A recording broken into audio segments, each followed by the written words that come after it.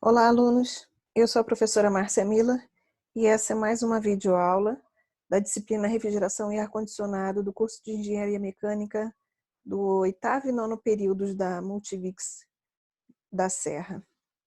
Nessa aula nós vamos conversar hoje sobre carga térmica. Então, a carga térmica ela é muito importante para que a gente consiga dimensionar os equipamentos de refrigeração ou de aquecimento, se for o caso, ok?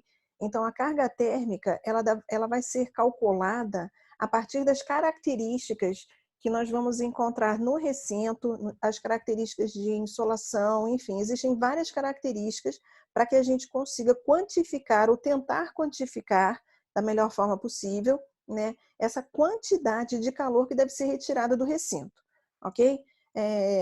Existem normas, né, normas brasileiras, a ABNT tem várias normas para poder auxiliar a fazer estimativas em relação a essa carga térmica. Por quê?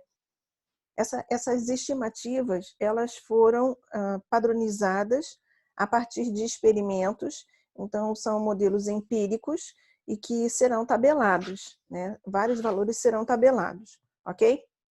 Bom, então a gente vai definir como sendo a técnica de avaliação das características térmicas de um edifício que afetam o projeto de sistema de ventilação, aquecimento e ar-condicionado, utilizado na condição de conforto.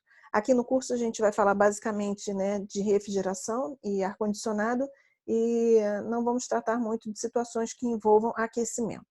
Então, nessa figura, a gente pode verificar várias situações que envolvem, né, essas características que vão ter que ser quantificadas de carga térmica. Então, nós podemos ver aqui nessa figura que tem o sol irradia, essa quantidade de calor incide sobre as superfícies, por exemplo, do telhado e da parede, essa radiação que chega tanto nas paredes quanto no teto, ela promove um aumento de temperatura nesses materiais, né? E depois de um tempo, depois que ele saturar, ele recebe essa quantidade de calor e ele vai converter esse calor que ele recebeu por radiação, né, por condução ou convecção para dentro do nosso recinto, ok? Então, a gente tem aqui, olha, condução, né, por variação de temperatura com o ar externo. Isso é outra situação. Então, o ar externo é aquecido e aí depois esse calor ele passa também para dentro do nosso recinto, se por acaso a temperatura do recinto for menor do que a temperatura do meio, né? Porque o calor sempre sai do corpo de maior temperatura para o corpo de menor temperatura. Então, isso vai acontecer tanto para meio externo, do meio externo para o meio interno, quanto, né, em dois cômodos internos, por exemplo. Então, se você tiver uma situação, por exemplo, com um forro ou uma laje, né, e esse ar aqui é aquecido porque o telhado recebeu radiação, né, absorveu calor por radiação, depois esse material é aquecido e ele vai, depois ele vai transmitir esse calor para dentro do ar. E esse ar daqui também vai acabar trocando calor, né, pela parte superior, ou seja, pelo teto do recinto que a gente está avaliando. Ok? Outras situações também, né, a gente tem de infiltração, ou seja, a entrada descontrolada, ou seja, sem controle do ar, né, por portas, janelas, né, pelas frestas, por chaminé, não é o caso daqui. Além disso, nós temos geração de calor interno, que pode ser, né, da iluminação, de equipamentos elétricos, né, as pessoas. Então, existem também fontes de calor dentro do recinto. Então, todos esses componentes, a gente deve quantificar a quantidade de calor que vai ser gerada para que esse calor seja retirado, né, a partir do dimensionamento, da seleção de um determinado equipamento. Ok? Bom, os critérios de controle, né, e de saúde, a gente vai definir porque o corpo humano ele tem condições, né, de suportar variações de temperatura e de umidade muito grande, mas isso tem um limite também. Então, por exemplo, para temperaturas muito abaixo, né, da temperatura do nosso corpo, nós conseguimos sobreviver, mas é claro, nós precisamos, não durante muito tempo, né? Nós precisamos de vestimentas, né? Enfim. Então, nós vamos definir critérios de controle de saúde a partir das necessidades fisiológicas das pessoas, por exemplo, ok? Isso para o caso de ar-condicionado, né? Ou melhor, do condicionamento do ar. Bom, vamos conversar um pouquinho então sobre conforto, né? A partir dessa figura aqui, a gente consegue verificar, então, 3 formas, né, de perda de calor. Então, a gente pode perder calor por radiação, porque a nossa temperatura é maior do que a temperatura do meio externo, né, porque a temperatura do nosso corpo é em torno de 36 graus Celsius, a temperatura da superfície. Então, a gente perde calor por radiação, já que a temperatura do corpo é maior do que a temperatura do meio. A gente perde calor por evaporação também. Por quê? Porque quando nós respiramos, né, sai uma umidade do nosso corpo e aí a gente tem uma diminuição da temperatura também. E, além disso, a transpiração. Então, por meio da respiração e da transpiração, nós também geramos, né, perda de calor por evaporação. E a terceira é a convecção. A convecção é a troca de calor a partir do deslocamento do ar. Então, por exemplo, se você tem um ventilador incidindo aqui, a gente consegue retirar mais calor, né, a partir da movimentação do ar em torno do corpo, ok? Então, fatores de isolamento térmico, a gente tem, por exemplo, a vestimenta. Então, se, por exemplo, a gente estiver num dia mais frio, né, a temperatura, né, externa for um pouco mais baixa, a gente costuma usar vestimentas, né, de forma que acabe impedindo um pouco essa troca de calor. Em função disso, as temperaturas que a gente utiliza para conforto térmico, elas são um pouquinho mais baixas, né? Se, no caso de aquecimento, em torno de 20 graus Celsius, mais ou menos. É a temperatura que a gente vai usar de projeto. E 30% de umidade relativa. No caso de resfriamento, as pessoas costumam usar menos vestimentas, né, roupas mais leves, fazendo com que ela possa sair depois daquele ambiente e ir para um ambiente externo e não ter aquilo que o pessoal chama de choque térmico, né? Então, no caso de refrigeração, a gente costuma usar vestimentas, né, mais leves, e aí a temperatura que a gente costuma colocar de projeto é 25 graus Celsius, mais ou menos, em torno de 25 graus Celsius, ok? Bom, os fatores fisiológicos que acabam afetando essa carga térmica das pessoas é o tipo de atividade que ela faz. Esse tipo de atividade pode ser, por exemplo, dormir, né? Então você vai ter uma carga térmica muito baixa. Você pode fazer atividade como estar sentado, assistindo uma televisão, assistindo um filme, numa sala de cinema, por exemplo. É uma quantidade também de calor bem baixa. Mas você pode estar dentro de uma sala de aula ou dentro de um escritório, né? Aí já envolve uma carga térmica um pouquinho maior. Você pode dar aula ou fazer atividades, né, que exigem esforço físico muito grande. Então, dependendo da atividade, você vai ter uma carga térmica diferente, né, para o indivíduo. A idade também ela deve ser considerada e fatores de saúde também. Por quê? Quando a pessoa está doente, ela tem a temperatura dela aumentada. E aí, em função disso também, né, em algumas situações como hospitais, por exemplo, o ideal é que a gente coloque uma temperatura bem baixa para evitar a proliferação de bactérias, ok? Bom, para que a gente consiga definir fatores de conforto térmico, 4 são os principais fatores. Primeiro, a temperatura do ar. Então, como eu havia dito anteriormente, no caso de refrigeração, em torno de 25 graus Celsius, uma temperatura de projeto, né, varia de 23 a 25 graus Celsius, né? Então, a temperatura do ar, ela é um fator que gera conforto térmico. Se a gente sai desse range de temperaturas, isso causa desconforto térmico, ok? A temperatura superficial também, então a temperatura do ar, a temperatura superficial também da pessoa, né? Movimento do ar, ou seja, se você coloca uma ventilação incidindo sobre a pessoa, isso causa um desconforto térmico porque você aumenta a perda de calor por convecção. E a umidade relativa também é outro critério. Por quê? Porque quando a umidade relativa ela é muito baixa, isso causa até problemas, riscos sérios para a saúde. Então, no caso de projetos para refrigeração, a gente costuma adotar uma umidade relativa de 60%, que é considerada uma umidade relativa boa, né? Muito boa. Então, basicamente, o conforto térmico é afetado pelos seguintes fatores, né? Temperatura, umidade, circulação do ar, radiação de superfícies vizinhas, odores, poeiras e ruído. Bom, como eu até já havia antecipado, né? Os parâmetros básicos de condicionamento de ar são a temperatura do ar, a temperatura das superfícies circundantes, né? Porque a partir dessa temperatura das superfícies circundantes a gente vai poder fazer o dimensionamento do nosso projeto. A umidade do ar, velocidade do ar e a pureza também. A pureza vai entrar? Sim, porque dependendo do grau de pureza que é exigido, a gente vai precisar de menos recirculação de ar, né? Ar vindo do lado de fora, ou seja, a gente vai precisar de um sistema de exaustão mais eficiente, por exemplo. Bom, vamos falar sobre algumas definições aqui. Então, temperatura operacional, né, variando de 20 a 26 graus Celsius, depende do tipo de atividade, depende se é aquecimento ou resfriamento.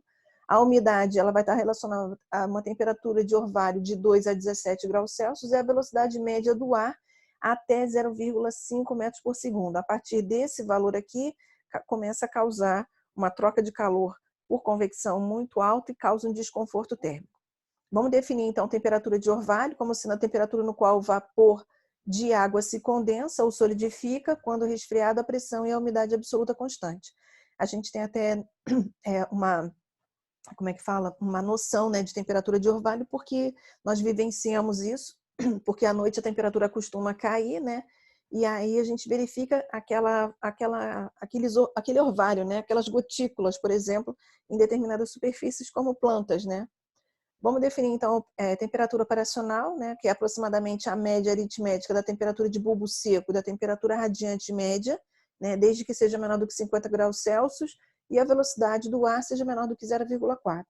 E temperatura média radiante, a gente vai definir como sendo a temperatura superficial uniforme de um invólucro negro imaginário com o qual a pessoa troca a mesma quantidade de calor por radiação, né, que o invólucro real.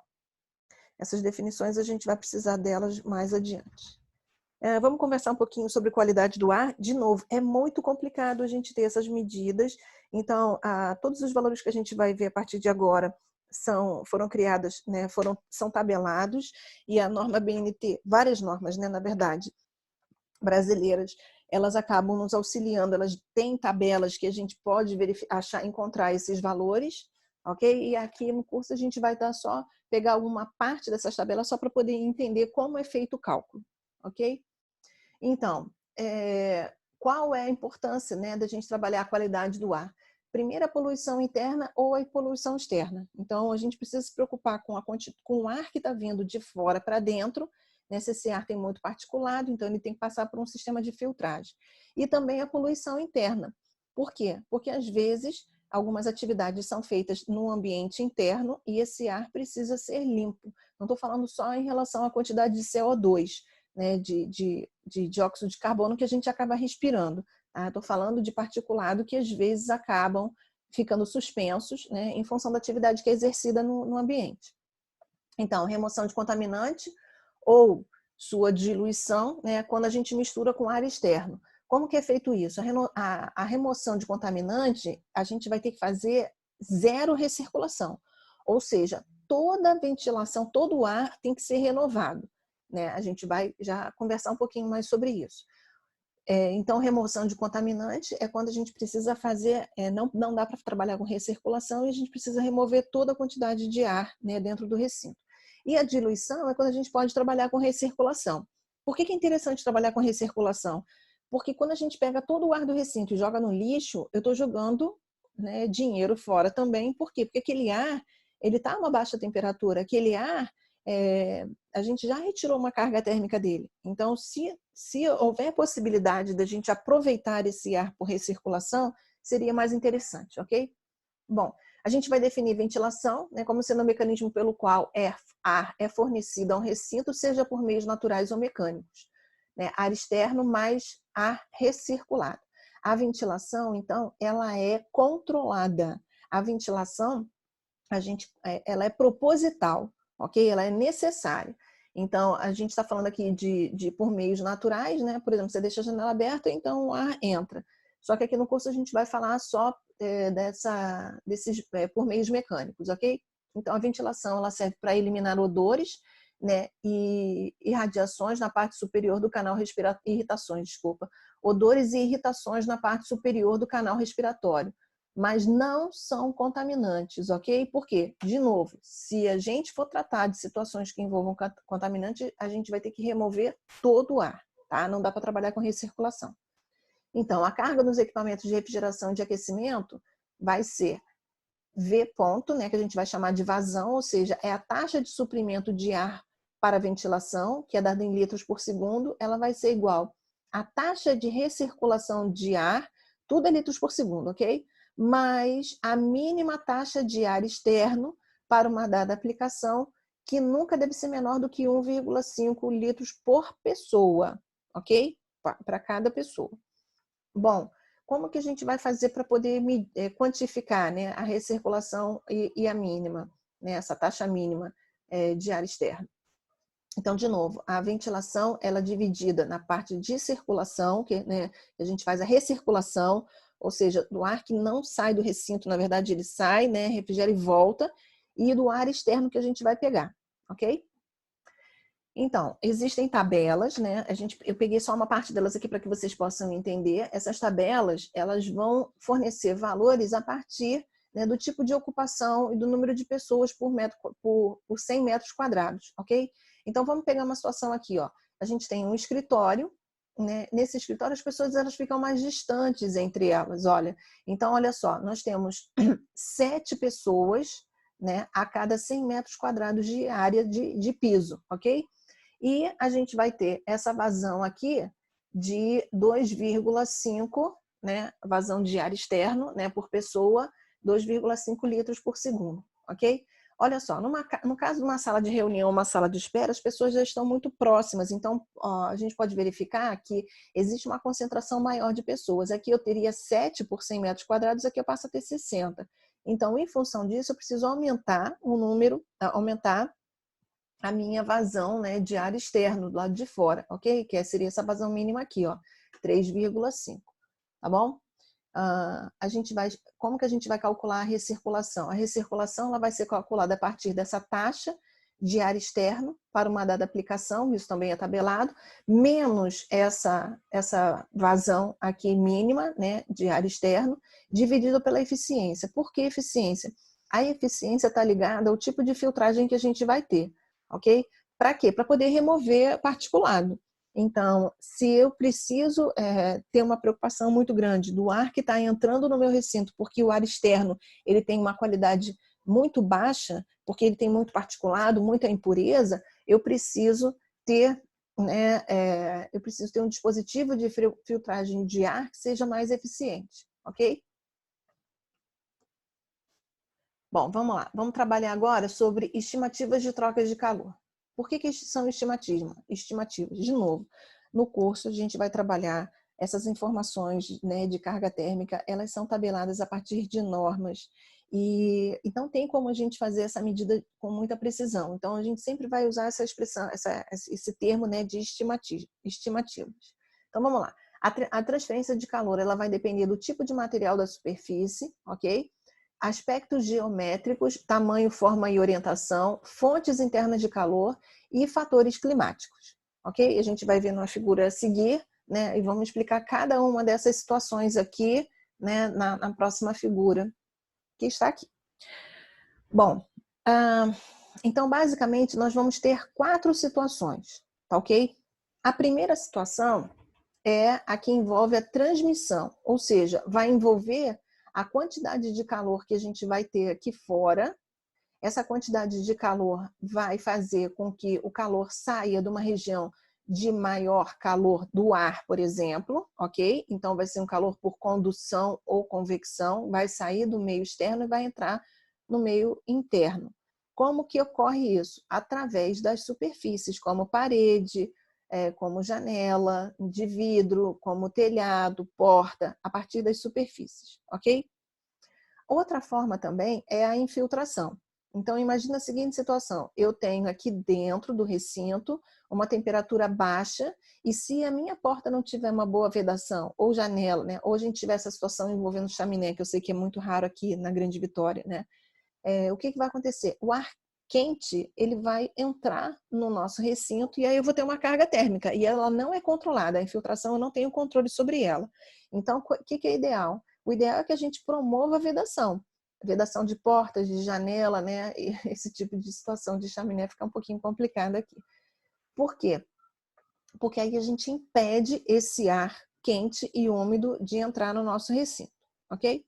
Outra situação que ocorre também é a solar. Como que acontece isso? O Sol irradia esse calor, né, por irradiação, sai do Sol e chega, né, nas superfícies, e essa superfície recebe calor por radiação, ok? A radiação ela não precisa de meio material para se propagar, diferente da transmissão.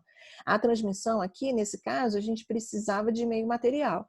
Então, a transmissão, como é que ela ocorria? Condução e convecção.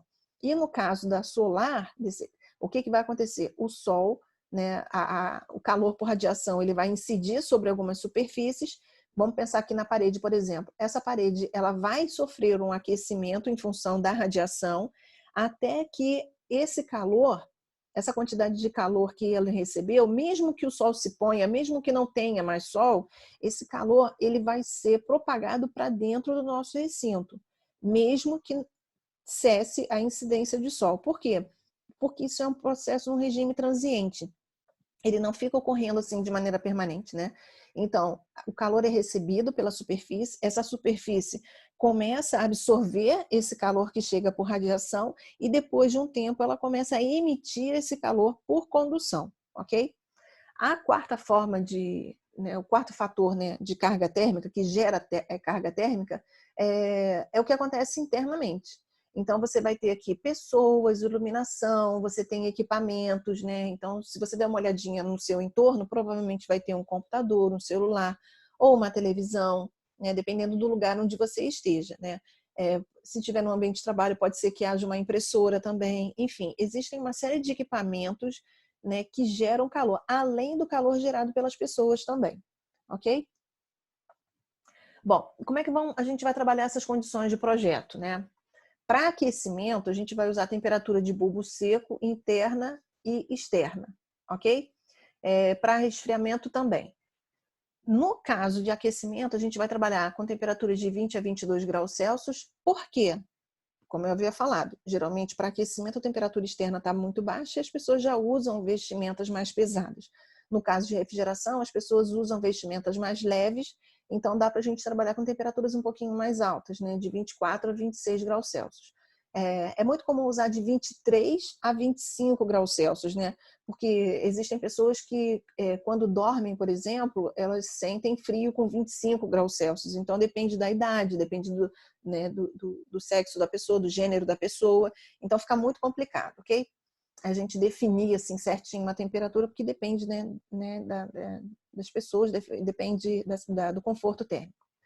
A umidade relativa mínima, a gente vai trabalhar com 30% no caso de inverno para aquecimento e a umidade relativa máxima para o caso de resfriamento em 60%, ok? Bom, no caso de aquecimento, a gente vai usar o critério 97,5%. De novo, nós não vamos trabalhar com essa situação de aquecimento aqui, mas estou falando só por desencargo de consciência, tá ok? O que significa esse 97,5% aqui? A gente vai dizer, para a temperatura externa, ok? Ele vai dizer o seguinte, que é um valor de projeto, né? Da temperatura máxima, ela é maior ou igual a 97% do tempo durante os meses mais frios. Então, se eu pegar os meses entre junho e setembro, que é o inverno nosso aqui, e verificar 97,5%, qual foi a menor temperatura que a gente teve, vai ser a temperatura de projeto. Isso também é tabelado, ok? Lembrando que nessa situação aqui, no caso de aquecimento, a gente sempre vai considerar que o ar externo é saturado. O que significa isso? Umidade relativa de 100%. No caso de resfriamento, né, a gente vai trabalhar com a radiação solar, que ela acaba comprometendo bastante, né? Então, a localização geométrica e orientação do recinto é muito importante. O pessoal que às vezes costuma alugar imóvel, comprar imóvel, a primeira coisa que pergunta é sol da tarde ou sol da manhã? Por quê? Por causa justamente da incidência do sol, né? Por causa da localização geométrica e a orientação das paredes para o meio externo. E o critério aqui vai ser 97,5%. Ou seja, tem como base a temperatura que é excedida 97,5% das horas durante os meses mais frios. No caso aqui, seriam mais frios mesmo, tá certo, né? De junho até setembro. Então, esses valores a gente não precisa ficar preocupado, como que eu vou fazer essas medições? Porque elas esses valores são tabelados no mundo inteiro. E geralmente essas temperaturas, elas são medidas, né? Temperatura, pressão, velocidade do vento, são medidas nos aeroportos. Então, aqui na Grande Vitória, a gente vai, né? A gente tem aqui numa situação de alguns locais, né? Pelo Brasil e fora do Brasil também. Então, olha, a gente tem aqui, ó, essas temperaturas que a gente usa, 97,5, lembra? Temperatura de bulbo seco, para o caso de aquecimento. Então, se a gente tivesse um projeto de aquecimento para o Rio de Janeiro, olha aqui, ó, a temperatura que a gente ia tratar seria do meio externo 16 graus Celsius. No caso de refrigeração, essa daqui são as duas temperaturas, né? De bulbo seco e de bulbo úmido. E nessa situação aqui, ó, a temperatura que a gente vai usar do meio externo seria 33 graus Celsius, ok? Bom, no caso de Vitória, esses são os valores tabelados, né, para o caso de Vitória, e são os valores encontrados, né, que foram fornecidos no ponto que é o aeroporto de Vitória. Então, por exemplo, a gente tem aqui, ó, temperatura de bulbo seco, temperatura de bulbo úmido, tá? No caso de resfriamento e desumidificação, a gente tem aqui, ó, para baixa, né, a baixa umidade. Então, é tabelado, ou seja, as tabelas acabam fornecendo, né, vários, né, valores. Esses valores são encontrados de novo, né? Os aeroportos acabam, é o ponto em que essas medidas elas são efetuadas. Bom, como que a gente vai calcular a transmissão térmica? Lembrando de novo que a transmissão ela ocorre em meio material. Então, a gente vai precisar saber qual é o tipo de material que é composto, por exemplo, o telhado, a parede, a janela. E como que a gente vai calcular essa taxa de transferência de calor? Bom, a gente vai usar, né, esse modelo matemático aqui, que vocês devem ter aprendido em transferência de calor, tá ok? Onde que vai ser o calor que vai ser trocado, ok? ΔT, variação de temperatura. E esse R aqui, né, R total, vai ser a resistência térmica total, e essa resistência aqui, ela é por unidade de área, ok?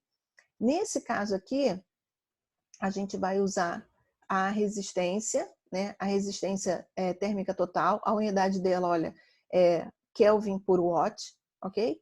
E a partir dessa resistência, a gente pode calcular, pode obter o coeficiente global de transferência de calor. Às vezes, né, eles podem fornecer qual é o coeficiente global de transferência de calor, mas pode fornecer, por exemplo, a condutividade térmica.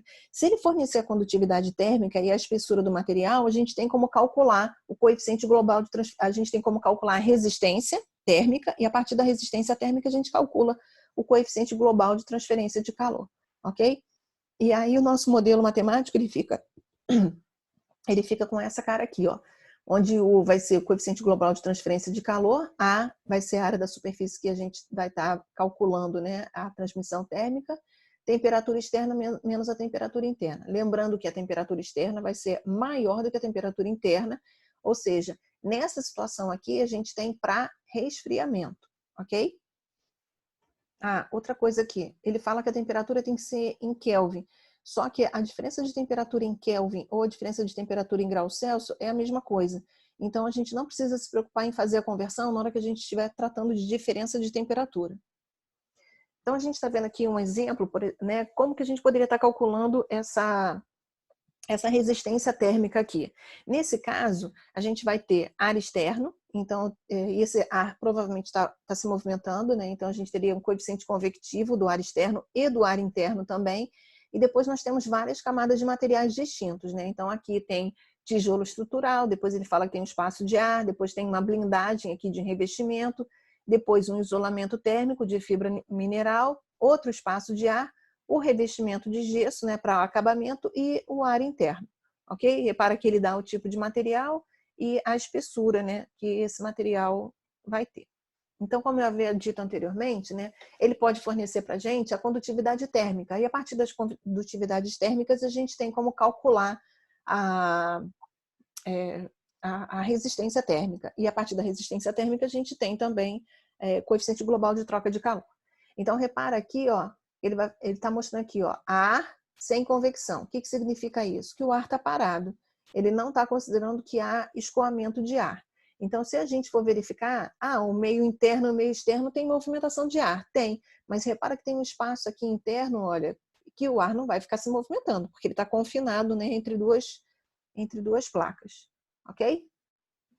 Bom, vamos falar então sobre a carga, né, as cargas de ventilação e de infiltração. De novo, são modelos empíricos porque nós não temos como fazer esses cálculos, ok? Esses cálculos, assim, teoricamente, a gente usa os modelos, né, que a gente tem de termodinâmica, né, os modelos matemáticos, né, que a ciência nos fornece, né, de mecânica dos fluidos, de termodinâmica.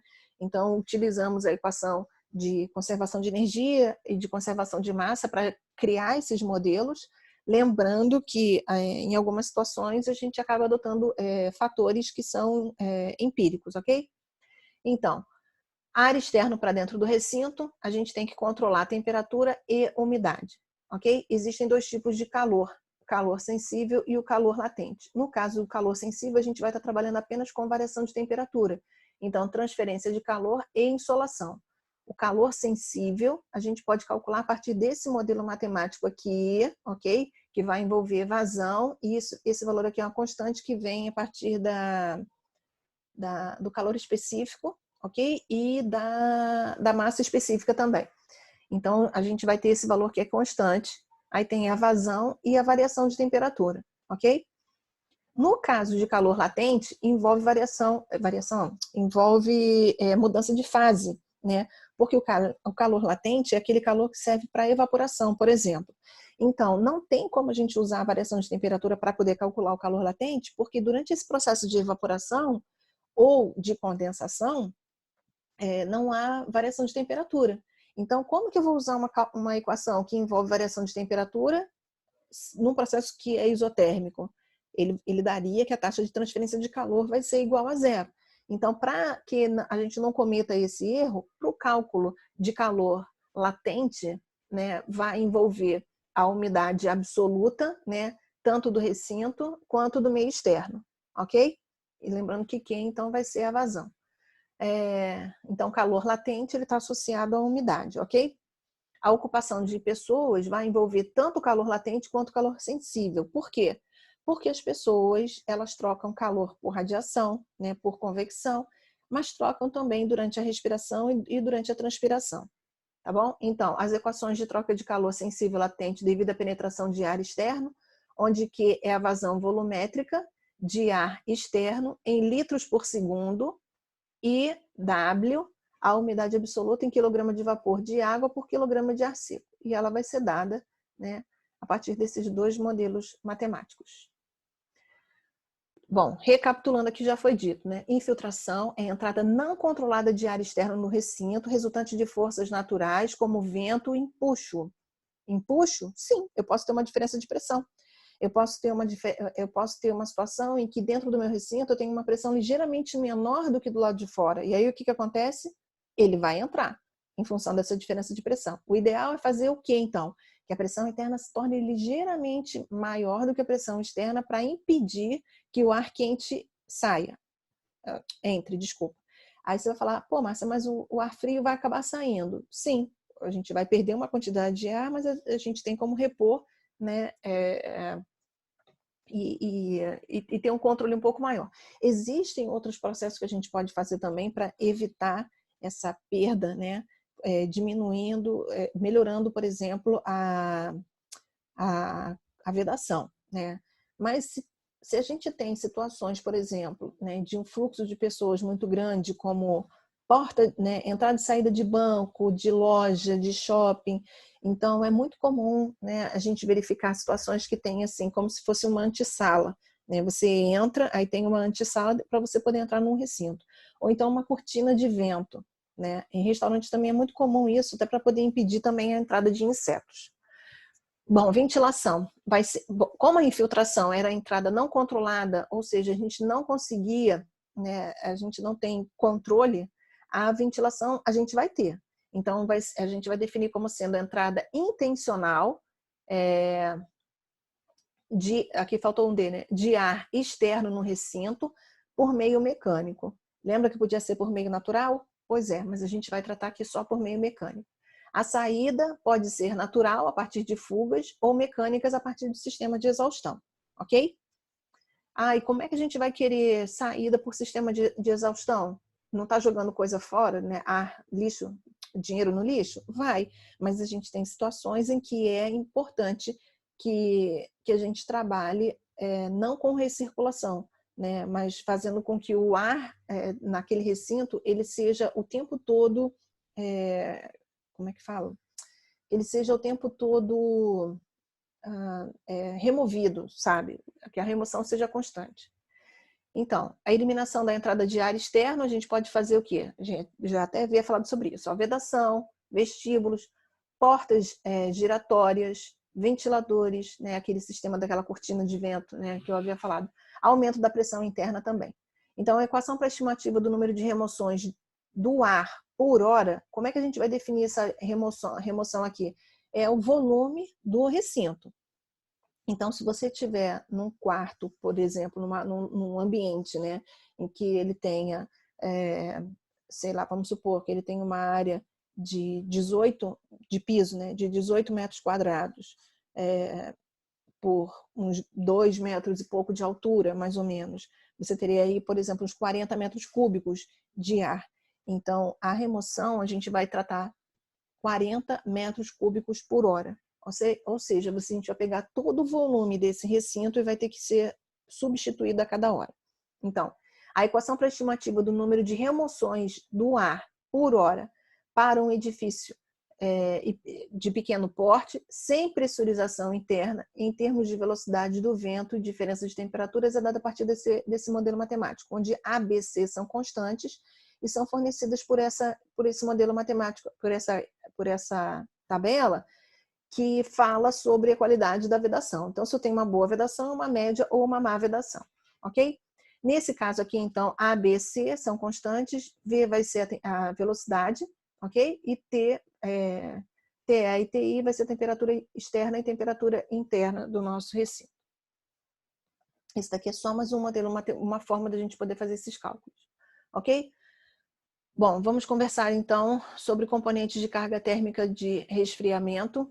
Essas componentes elas são bem mais complexas do que de aquecimento, porque no caso de aquecimento, vamos supor que nós tenhamos aquelas gerações internas, né? Então, aquelas gerações internas elas acabam facilitando o processo de aquecimento, né? Porque os próprios componentes ou as pessoas acabam sendo geradores de calor também para aquele recinto. E aí a gente não precisa se preocupar, por exemplo, com a incidência solar, né, nas paredes. Então, a gente não precisa se preocupar com a parte de radiação, né, que ela não é relevante. A gente não precisa... a infiltração, ela tem uma relevância, né, mas a gente consegue trabalhar isso fazendo um bom sistema de vedação. Porém, a única carga que a gente vai ter que se preocupar é com a quantidade de calor que vai ser perdido pelas paredes. Então, claro, a gente tem um regime transiente, né? Ou seja, eu preciso ter um aumento da temperatura. Então, a partir do momento que eu ligo aquele equipamento, ele vai levar um tempo para poder atingir a temperatura, uma temperatura de conforto, no caso de aquecimento em torno de 20, 22, 23 graus Celsius. Aí, depois ele vai para regime permanente, ok? E nesse processo, o que acontece? Ele vai começar a perder calor pelas paredes, pelas portas, por exemplo, né, pelas janelas, dependendo do tipo de material. Então, o sistema de aquecimento ele é bem menos complexo do que do sistema de resfriamento, ok? Então, aqui a gente vai falar bem mais, né, sobre essa situação de resfriamento. Bom, carga térmica resultante na geração interna de calor, né, como a gente havia dito, tudo que estiver dentro do recinto que vai acabar gerando calor. Então, os principais fatores de geração de calor, né, geração interna de calor, são as lâmpadas, ou seja, as luzes, os ocupantes, ou seja, as pessoas, e equipamentos de operação interna. Equipamento de operação interna pode ser o quê? Tudo. Geladeira, fogão, televisão, computador, celular, tudo, ok? Essa parte de luzes aqui, hoje em dia, nós temos luzes, né, de LED. Então, elas têm um aquecimento que muitas vezes pode ser até desconsiderado, ok? Mas nós temos ainda situações que envolvem lâmpadas fluorescentes, ok? Essa energia, ela é dissipada pelo reator. Então, na hora que a gente tiver lâmpadas fluorescentes, que a gente precisar fazer um modelo matemático, cálculo para verificar a quantidade de calor, nosso parâmetro vai ser o reator, ok? Então, energia por radiação é absorvida pelas paredes, piso e mobília, como eu havia dito anteriormente. O Sol vai incidir sobre essas superfícies vão absorver esse calor e depois de um tempo ela passa a emitir o calor.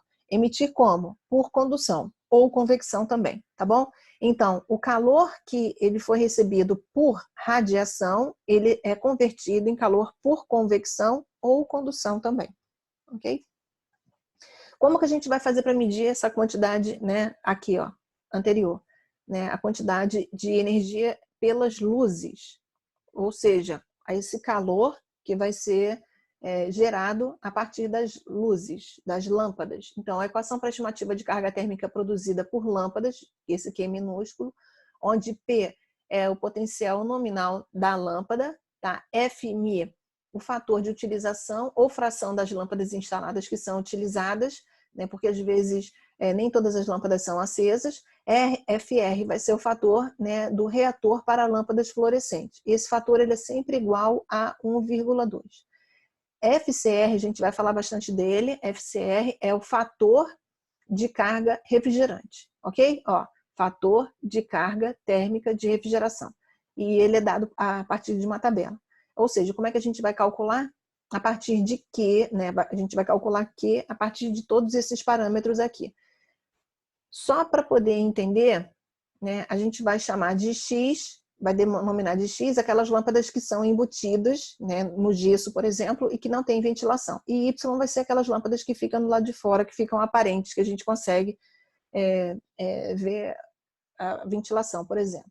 Então, aqui a gente tem, ó, uma tabela para a gente poder quantificar, né, aqueles fatores, ok? A partir daqui a gente vai mostrar bastante tabelas, né, para vocês compreenderem como que esses valores são calculados, e como eu havia dito anteriormente, é empírico, ou seja, esses valores foram medidos e hoje em dia eles são estimados, ok?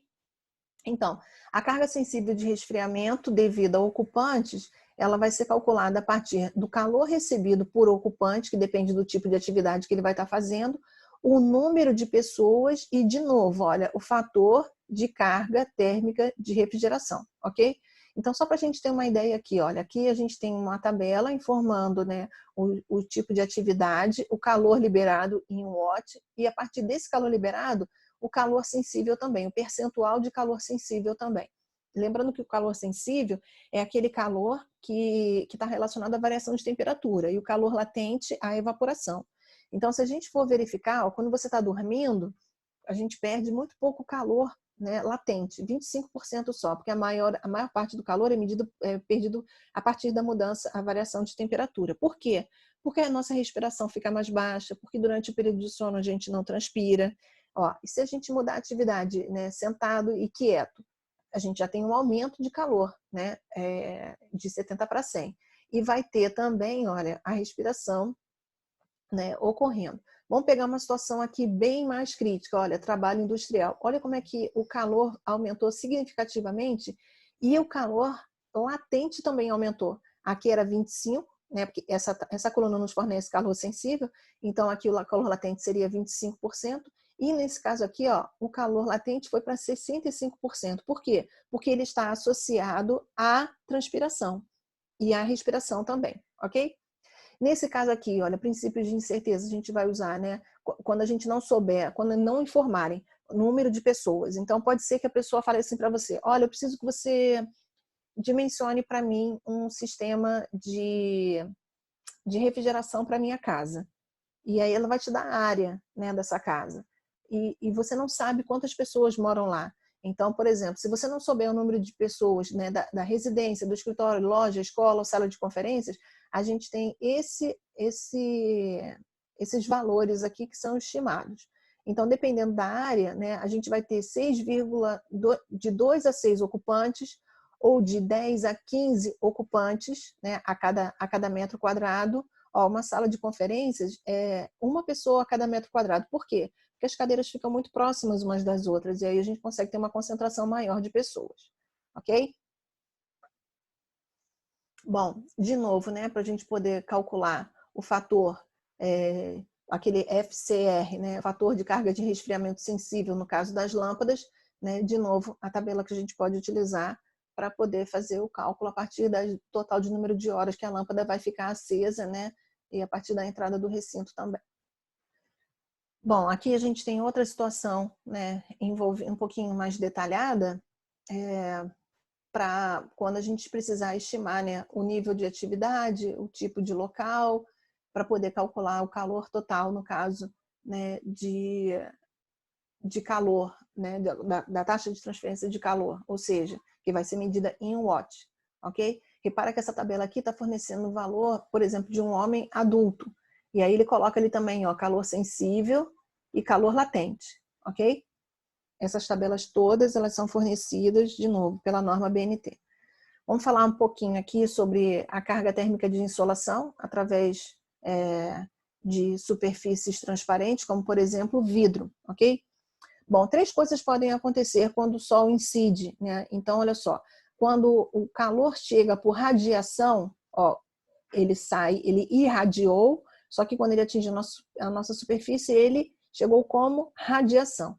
Então, 3 coisas podem acontecer quando o calor chega por radiação. Uma é ele refletir. Essa reflexão vai estar associada ao quanto essa superfície é espelhada. Se ela for muito espelhada, a maior parte do calor é refletido. Por isso que existem muitos carros na cor prata. Não, né, eu até brinco, falo, não é porque é bonito, é porque essa energia, né, do sol nem encosta, bate e vai embora. Né? A segunda situação é por absorção, e aí quanto mais escuro for o corpo, mais ele absorve. Por isso, carros na cor preta não são muito adequados, porque eles acabam absorvendo uma quantidade grande de calor por radiação, e isso vai gerar um problema muito maior em relação ao resfriamento. Bom, então vamos lá. Ele pode refletir, se for espelhado, ele pode absorver, se for um corpo escuro, corpos negros, ou ele pode ser transmitido se esse corpo aqui for translúcido, que é o nosso caso aqui, ó, superfícies transparentes, no caso de vidro, né? Então, no caso do vidro transparente, eu tenho uma grande parte dessa radiação sendo transmitida, ok? Então, a partir desses 3 tipos, né, de ocorrências, né, que podem dessas 3 situações que podem ocorrer com o calor que chega por radiação, a gente vai definir que esse percentual, ó, de transmissividade, mais de refletividade, mais de absortividade, os 3 somados vão dar 1. Claro, se eu tenho um corpo, né, um vidro, por exemplo, eu vou ter uma transmissividade bem próxima a 1. Se eu tenho um corpo negro, eu vou ter uma absorvidade bem próxima a 1. E se eu tenho um corpo bem espelhado, eu vou ter uma refletividade bem próxima a 1. Ok? Então, a energia solar que atravessa a superfície transparente, a gente vai definir como QSG, né, em watt, então vai ser a taxa de transferência de calor, ela vai ser dada a partir deste modelo matemático aqui, tá? Onde A vai ser a área dessa superfície, esse IT aqui é a radiação da superfície exterior, tá? A irradiação, e esse valor de N aqui vai ser a fração da energia solar absorvida, né, que é transmitida para o ambiente interno por condução ou convecção, como a gente havia dito anteriormente, ok? Bom, de novo, né, esses valores, essas equações, elas foram tiradas, né, das disciplinas de transferência de calor e também de termodinâmica. Esses valores, eles são todos tabelados, né, a norma BNT, ela fornece esses valores para que a gente possa fazer os cálculos dependendo do tipo de superfície da incidência, ok? E do mês do ano também. Então, a gente está pegando aqui uma situação de 32 graus, né, de latitude norte, e a gente está vendo que no mês de dezembro a gente vai ter essa incidência aqui. E no mês de julho, olha, 140, ok? Então, o coeficiente de sombreamento também ele é bastante importante, porque dependendo da minha estrutura, da minha janela, a gente não vai ter o sol incidindo diretamente sobre a janela, né? Porque o pessoal utiliza, às vezes, um beiral, né? Uma estrutura para poder fazer com que essa parede receba menos calor, né? Por radiação possível. De novo, todos esses modelos matemáticos, né? Todos esses valores aqui, eles são encontrados na tabela. Ok? Então, a gente pode ter aqui, por exemplo, algumas situações, né, que envolve, né, coeficiente de sombreamento quando você usa uma persiana, né, quando você usa uma cortina tipo rolô, e ele vai te fornecer, então, esses valores do coeficiente de sombreamento, ok? Aqui também a gente tem, né, a orientação, né, e o horário, e então a gente tem como verificar a partir do fator de carga de resfriamento de novo, né, como eu havia falado com vocês anteriormente. Então, a incidência do sol, ela é muito importante. Como que esse sol vai incidir sobre a nossa janela, por exemplo, de vidro, né? Porque depende do tipo, né, da espessura, por exemplo, da janela, enfim, de qual é o grau, né, que o sol vai ter sobre essa superfície, né? Então, a partir desses modelos matemáticos aqui, a gente consegue verificar, a gente consegue medir. Mas o que acontece é que esses valores já podem ser quantificados direto na tabela, ok? Então, a gente não precisa ficar preocupado em fazer esses cálculos, porque a própria norma BNT ela já fornece para nós esses valores, né, daqui da Grande Vitória, ok? Então, aqui eu coloquei alguns exemplos para cálculo, né, mas aí, como eu já havia dito anteriormente, a norma fornece esses valores, ok? Então, a gente estava falando lá de superfícies transparentes, né, que no caso das janelas, e agora a gente vai verificar aqui o que acontece com as superfícies opacas, ou seja, quando o sol incide sobre a parede, essa parede absorve energia e depois ela passa a fazer com que esse calor seja trocado por condução. Então, o calor chega na superfície, aquece essa superfície por radiação e depois faz com que o calor seja convertido, né, para dentro do nosso recinto por condução, ok? Então, se a gente for verificar aqui no caso de paredes e telhados, a gente não tem mais aquele fator de transmissibilidade, né? Por quê?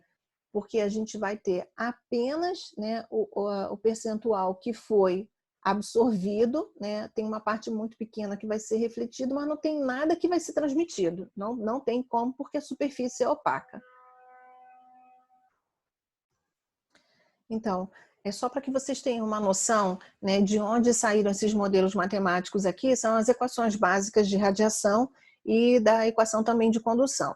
Então, a partir dessa combinação, né, dessas duas formas de troca de calor, a gente chega num modelo matemático que tem esse formato aqui, ou seja, a taxa de transferência de calor que a gente vai calcular a partir da incidência solar, ela vai ser obtida a partir da condutância, ok? Coeficiente global de troca, coeficiente global de troca de calor, a área e a diferença de temperatura e de carga térmica de refrigeração, que a gente vai definir como DTCR, ok? Essa diferença, né, de temperatura que a gente vai mostrar depois como é calculada. Bom, de novo, né? Essa diferença, então, ela pode ser também medida a partir, né, de situações que a norma até fornece esses valores aqui, né, da incidência das 7 da manhã às 8 da noite. Você fala, nossa, Márcia, 8 horas da noite? Dependendo do local, 8 horas da noite tem sol aqui no Brasil, né? Existem cidades na região sul que no verão até 9 horas da noite você encontra o sol ali. Ok? Então, ele especifica aqui, né, várias propriedades para poder calcular essa diferença, né, de temperatura de carga de refrigeração. Ok? Aqui, de novo, também a gente vai verificar a partir da orientação, ok? Se é norte, nordeste, leste, né, sudoeste, sul, enfim. Aqui também, o que vai acontecer? A gente vai ter nessa situação um exemplo, né, em que ele coloca aqui vários tipos de materiais, né, que são utilizados e pede para que a gente depois obtenha os valores, ok? Vou passar um pouco batida e depois vocês podem dar uma olhada com calma e a gente pode até, se for o caso, retomar na sala de aula e resolver o exercício. Então, esse gráfico aqui ele é bastante interessante para a gente entender o que acontece, né, com os materiais quando eles recebem uma quantidade de calor. Então, imagina o seguinte, ó, a gente está fazendo aqui um levantamento das 0 horas, né, ou seja, 0 horas e 1 minuto, né, de 24 horas. Então, o que acontece aqui? Vamos verificar aqui. Olha só o que acontece com a temperatura externa.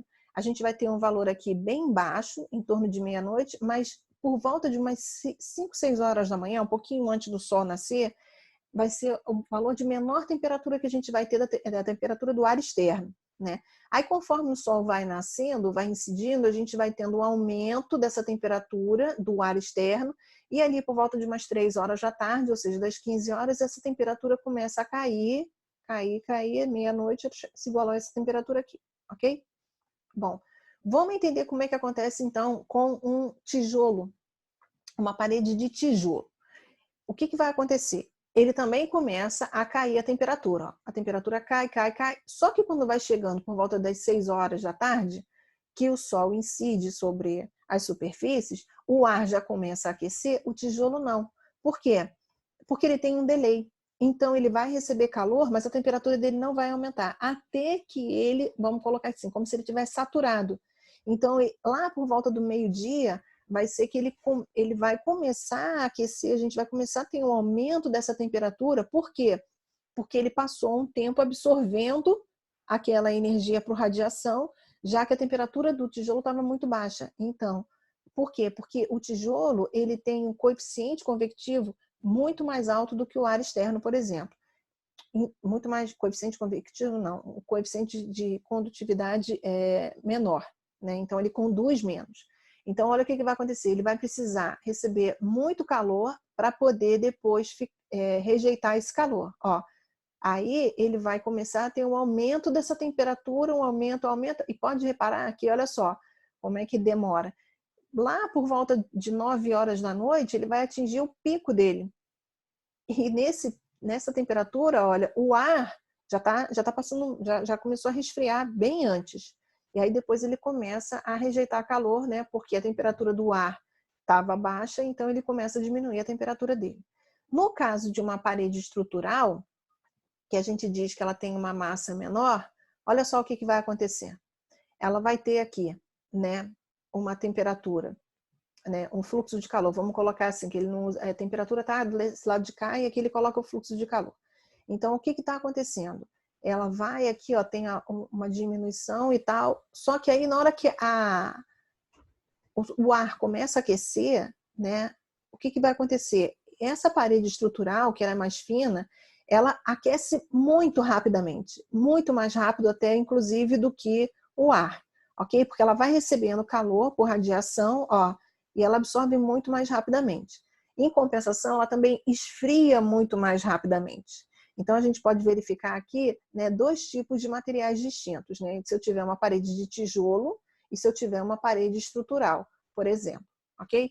Então, como que é o comportamento, né, em relação à taxa de transferência de calor, nesse caso aqui é o fluxo de calor, quando nós temos materiais diferentes de espessuras diferentes também.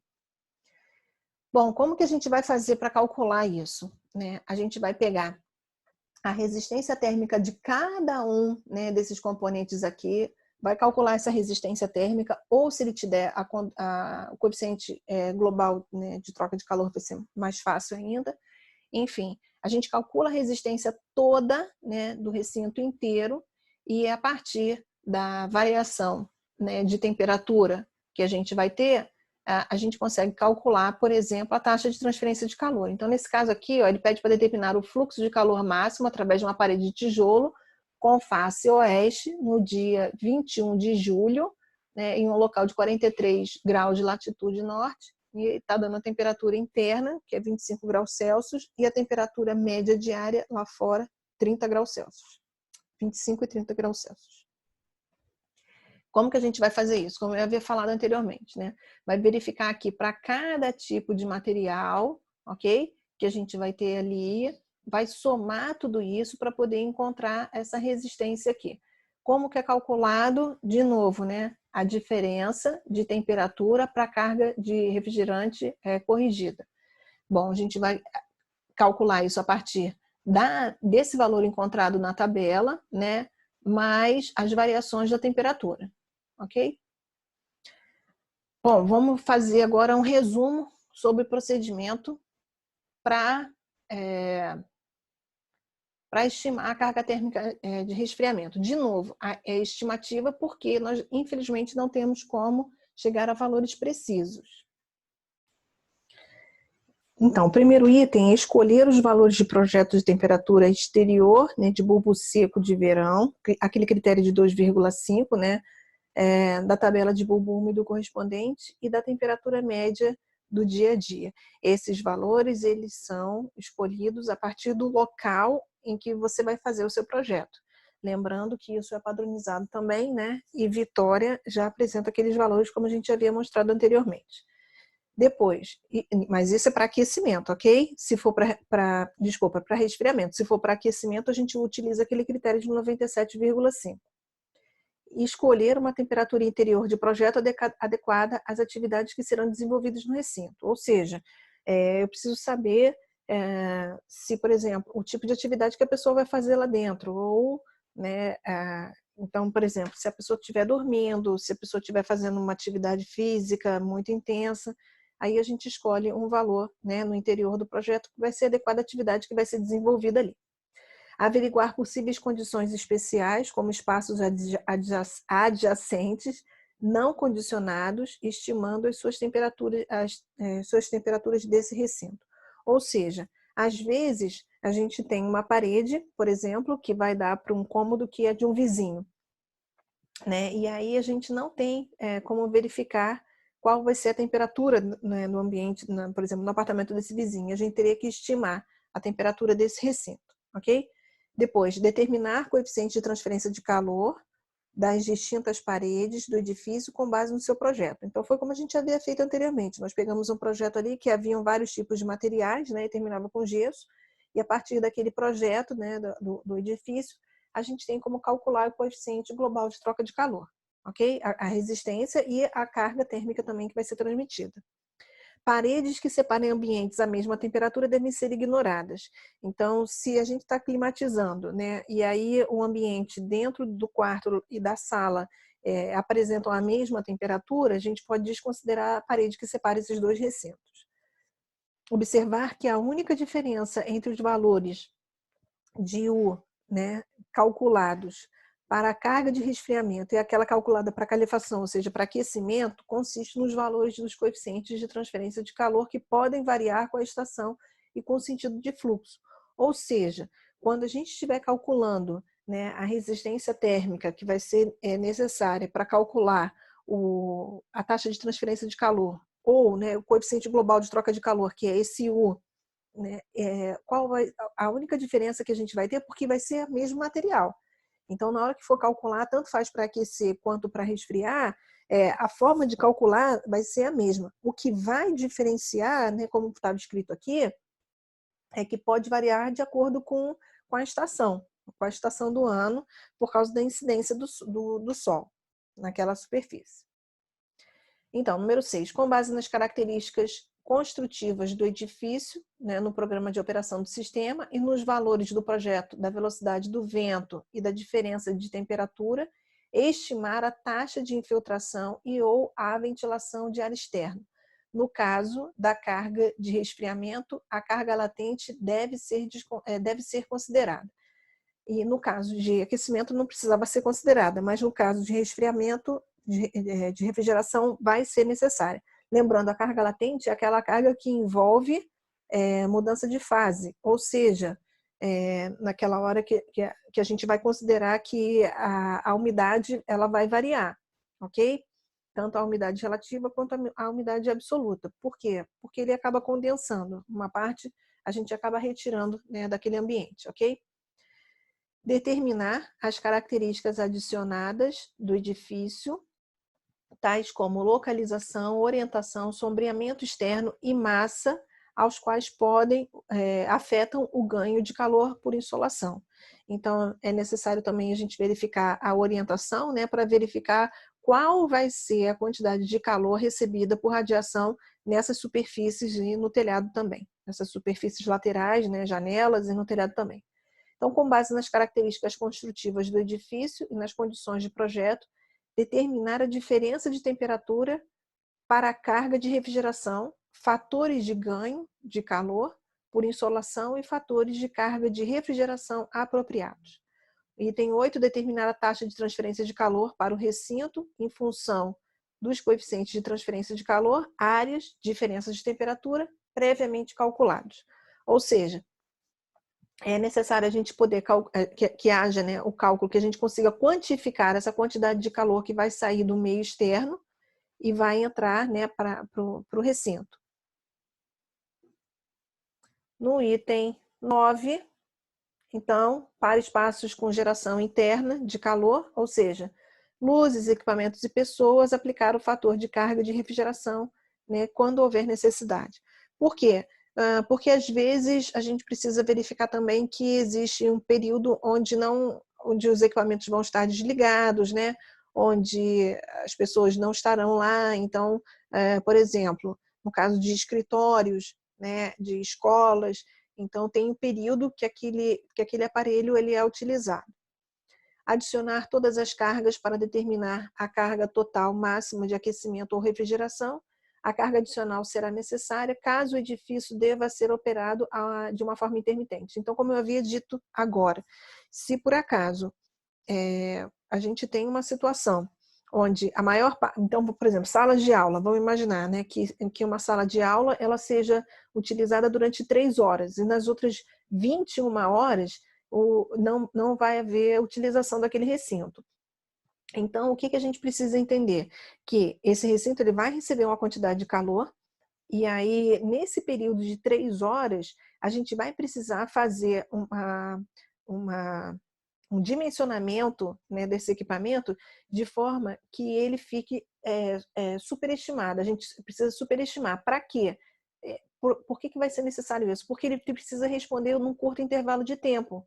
Então, você não pode levar 2 horas para climatizar aquele ambiente, sendo que ele vai ser utilizado por um período muito curto, por só 3 horas.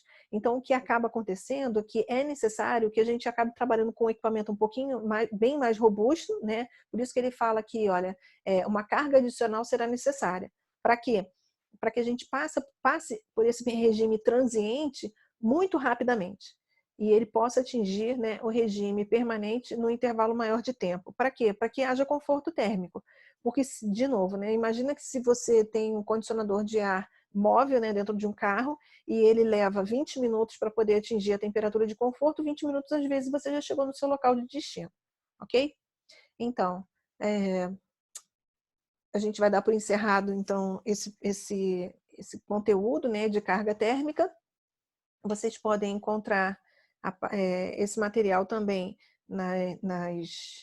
nos livros, né, na biblioteca virtual, que está disponível lá da Multivix também. As normas seriam interessante vocês darem uma olhadinha para poder verificar quais são os valores estipulados. Qualquer dúvida pode entrar em contato comigo a partir do fórum ou das mensagens. E bons estudos para vocês.